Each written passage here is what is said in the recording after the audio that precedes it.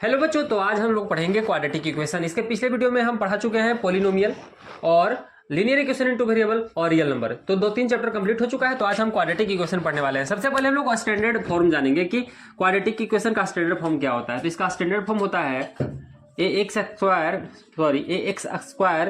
Plus B X plus C. अब इसका कुछ बात, जैसे कि ए बी और सी यहाँ पर क्या है, तो ए बी सी कॉन्स्टेंट है जो कि रियल नंबर होता है। क्या होता है?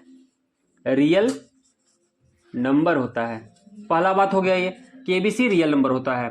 दूसरा बात क्या है कि ए कभी भी जीरो के इक्वल नहीं होगा। अगर ए जीरो के इक्वल हो गया तो ये टर्म ही गायब हो जाएगा। जैसे अगर ए जीरो के इक्वल हो गया A X square plus B X और प्लस सी में अगर ए जीरो हो गया तो ये तो टर्म ही गायब हो गया ना। तब तो ये लीनियर इक्वेशन बन गया, केवल बी एक्स प्लस सी, ये तो लीनियर इक्वेशन हो गया। वही इक्वेशन ही है, यानी कि इक्वेशन है ही नहीं। तो यहाँ ध्यान देना, A X square plus B X plus C equal to zero में ए बी सी क्या है? रियल नंबर है। और ए नॉट इक्वल टू जीरो होना चाहिए, नहीं तो ये गायब हो जाएगा। ये गायब हुआ तो ये तो लीनियर फॉर्म बन गया, लीनियर इक्वेशन हो गया। तुमको क्वाड्रेटिक इक्वेशन रखने के लिए यहाँ पर ए को जीरो के इक्वल नहीं होने देना होगा, बाकी बी सी के साथ कुछ भी होगा कोई मतलब नहीं है। यानी कि अगर A X square equal to zero भी रहे तब भी ये क्वाड्रेटिक इक्वेशन है। बस ध्यान हम लोग को ये देना है कि ध्यान हमको ये देना है कि इस A X square plus B X plus C में ये जीरो ना हो, बाकी ये जीरो हो जाए हमको कोई दिक्कत नहीं है। तो ए जीरो नहीं होना चाहिए। अगला बात, यहाँ पर ए क्या है, सॉरी इसका डिग्री क्या है? डिग्री यानी कि इसका हाईएस्ट पावर क्या है, तो यहीं पर है 2। पोलिनोमियल जब हम पढ़ाए थे तो वहाँ पर बताए थे डिग्री क्या होता है, हाईएस्ट पावर को डिग्री बोलते हैं। तो डिग्री इसका 2 है। और ई क्या है? ये है आपका कोफिशिएंट ऑफ लीनियर और ये कांस्टेंट टर्म होता है। सी क्या होता है? ये कांस्टेंट टर्म होता है। प्योर कांस्टेंट है, यहाँ पर कोई वेरिएबल नहीं है, ये है आपका कांस्टेंट, है ना। तो ये कुछ ऐसा हो गया। अब इसमें हम बात कर लेते हैं डिस्क्रिमिनेंट के बारे में। किसके बारे में? डिस्क्रिमिनेंट। यहाँ पर कुछ बात जो था बहुत इंपॉर्टेंट बता दिए कि एबीसी रियल नंबर होता है, ए नॉट इक्वल टू जीरो होता है और इसका डिग्री 2 होता है। इस फॉर्म में होता है, इक्वेशन है ये इक्वल टू जीरो है, यानी इक्वेशन इक्वल टू जीरो है। और क्वाड्रेटिक है तो हाईएस्ट पावर यहाँ पर 2 है, ये जीरो हो नहीं सकता है। तो ये था स्टैंडर्ड फॉर्म। अब हम इसका डिस्क्रिमिनेंट के बारे में बात करते हैं। डिस्क्रिमिनेंट। अब इसका डिस्क्रिमिनेंट का सिंबल डी होता है, कैपिटल डी। इसका फॉर्मूला क्या होता है? तो इसमें आप ए बी सी जान रहे हो ना, यहीं से निकल करके ये आएगा, जैसे बी ए स्क्वायर माइनस 4ac, ये आपको फाइंड करना रहता है। बी ए स्क्वायर माइनस 4ac। बी क्या है? तो देखो एक्स का कोफिशिएंट है, ए क्या है? एक्स स्क्वायर का कोफिशिएंट है, और सी क्या है? कांस्टेंट टर्म है। तो बी स्क्वायर और माइनस 4ac आप कैलकुलेट करोगे तो डी कैलकुलेट हो जाएगा, डिस्क्रिमिनेंट कैलकुलेट हो जाएगा। अब डिस्क्रिमिनेंट का डी का क्या फॉर्म है इसमें, हम आप यानी कि आप इसको बता सकते हो कि कितने रूट्स हैं इसके, कैसे रूट्स हैं, रियल हैं कि इमेजिनरी है, सब चीज इससे बता सकते हो। तो कैसे बताना है इसका कुछ केस है, 3 केस हम बताएंगे, उसमें आप बता सकते हो कि इसके रूट कैसे हैं। इसका रूट तो 2 आएगा, इसमें 2 डिग्री का है ना, तो इसका रूट कितना आएगा? मान के चलो अल्फा बीटा 2 रूट आ गया, तो इसका रूट 2 आएगा। लेकिन वो रूट कैसा है? रियल है कि रियल इक्वल है, रियल डिस्टिंक्ट है, इमेजिनरी है, सभी के बारे में बात करने वाले हैं। तो सबसे पहले तो डिस्क्रिमिनेंट निकाला कैसे जाता है, तो बी स्क्वायर माइनस 4ac से इस तरह से हम निकालेंगे, उसके बाद मालूम करेंगे। एक एग्जांपल देख लेते हैं। तो जैसे 2x स्क्वायर प्लस 4x और माइनस 3 ऐसा कुछ इक्वल टू जीरो लिखा हुआ है। तो यहाँ पर डी अगर हमको निकालना रहे तो कैसे निकालेंगे? डी निकालने के लिए बी स्क्वायर, तो बी यहाँ पर है तो 4 का स्क्वायर माइनस 4ac 4, और ए कितना है? 2 है, और सी कितना है? तो माइनस 3 है। ऐसा करेंगे।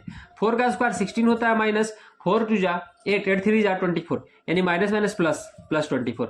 यहाँ पर निकालेंगे तो 6 4 10 का 0 हाथ में 1 2 1 3 1 4 40 आ गया। डी का वैल्यू आपका 40 आ गया। तो ये पॉजिटिव है, तो इसका तो कुछ होगा ना कि इसका रूट तब कैसा निकलेगा, रियल आएगा कि नहीं, इमेजिनरी आएगा, क्या होगा, तो इसके बारे में हम बात करने वाले हैं। तो पहले आपको डी निकाल लेना है, तब चेक करना है। और कैसे चेक करेंगे, क्या देखेंगे, वो सब ध्यान से देखना है। तो आप वीडियो में बने रहो। अब हम 3 केस के बारे में बात करेंगे। जैसे कि हमको चेक करना था कि रूट उसका रियल है या फिर नहीं, कैसा है, डिस्टिंक्ट है, इक्वल है, इन सभी के बारे में हमको 3 केस लेना पड़ेगा। जैसे केस 1 अब डी निकालना तो सीख है कि डी कैसे निकालना है, एबीसी के हेल्प से। अब हम वहां देखेंगे कि डी जब निकल गया तो डी तो कुछ भी आ सकता है ना, डी या तो 0 से बड़ा हो सकता है, या फिर डी निकाले तो कभी कभी 0 भी आ सकता है, या फिर डी निकाले तो निगेटिव साइन यानी कि लेस देन 0 भी हो सकता है।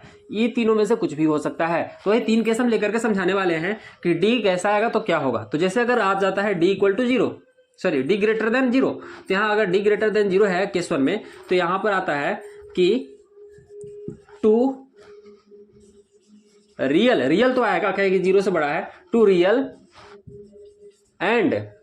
And distinct roots, 2 real and distinct roots, यानी कि रूट्स आपके रियल होंगे, पहला बात, 2 ठो आएंगे, देखो क्वाड्रेटिक की क्वेश्चन है तो 2 आएगा ही, याद रखना, लेकिन जो 2 आएगा उसमें रियल होगा और साथ में ये ध्यान देना डिस्टिंक्ट दोनों अलग अलग होंगे। जैसे इसका ग्राफ बना तो हाँ, एक और बात हम रूट्स ग्राफ से कैसे फाइंड कर लेते हैं, एक्स एक्सिस पर आपको ध्यान देना है, किस पर, एक्स एक्सिस पर, कि वो कितने बार एक्स एक्सिस पर कटा है। जैसे हम कोई भी रेंडमली ग्राफ बना दिया ऐसे, तो यहाँ पर ध्यान दो कि कितना बार कटा है एक्स एक्सिस पर, एक्स एक्सिस ये है तो इस पर 1 2 3 4 5 6 और एक 7 बार कट गया, तो इसका 7 रूट है, इसका मतलब जितना बार कटा एक्स एक्सिस पर उतना ही रूट है।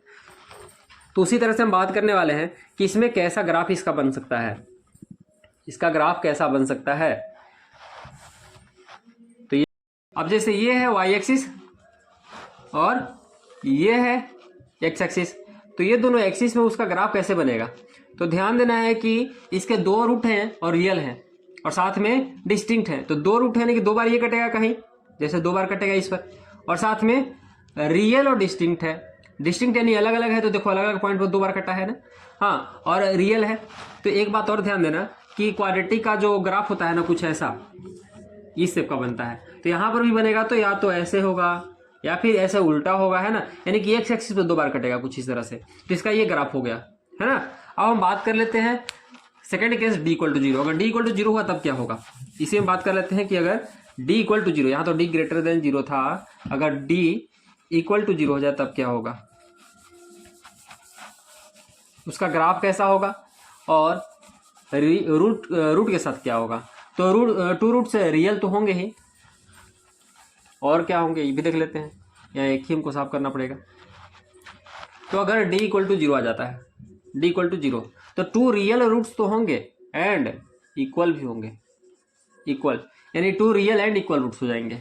रूट जो आ रहे हैं दोनों सेम होंगे, अगर जैसे इसका root ax² plus bx plus c का अगर एक रूट अल्फा है तो दूसरा रूट भी अल्फा होगा, लेकिन पिछला केस में अगर पहला रूट अल्फा था तो दूसरा में बीटा, जैसे एक बार यहाँ कटा था एक बार यहाँ, तो अल्फा तो बीटा दूसरा, ऐसे है ना।